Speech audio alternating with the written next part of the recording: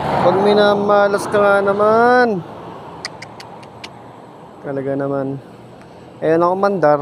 Flat pa. Paano ba ito? Literal na tulak.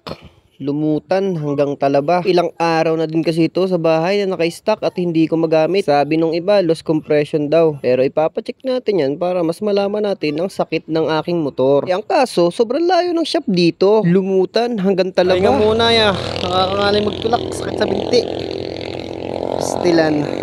Hindi nga po pala biro ang magtulak ng motor ng ganitong kalayo. Siyempre, mangangalay ka at napakasakit sa binti at napakarami ding mga sasakyan. Nakakatakot din lalo na yung mga truck na malalaki. Tapos bubusin na pa ng napakalakas ay talaga namang nakakabwisit. Habang nagtutulak na nga ako dito ay nararamdaman ko na tumutulo yung pawis ko sa aking buong katawan. At medyo nga parang nababasa na rin yung brief ko. At sana naman ay meron akong kakilalang dumaan at tulungan ako.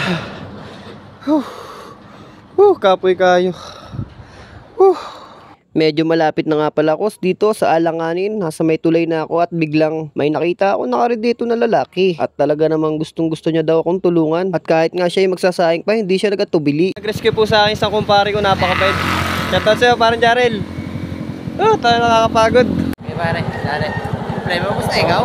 At sobrang nagpapasalamat nga pala ako sa kumpare kong nag-rescue sa akin. At nakarating na ako dito sa shop ng Barangay Talaba. Ang kaso, wala rito yung mekaniko. Kaya naman, humingi na naman ako ng tulong doon sa kumpare kong si parang Jarel. At nag-response naman agad siya sa mga chat ko. Kaya naman, to the rescue agad yan. Napakalaking tulong mo parang Jarel. Biruin mo, mula Talaba hanggang bayan. At very thankful talaga ako sa'yo pare. Hayaan mo, makakabawi din ako sa'yo next time. At parang nga lang kaming nagro-road trip dito. Takbong pogi. Ingiti lang kahit nangangalay na.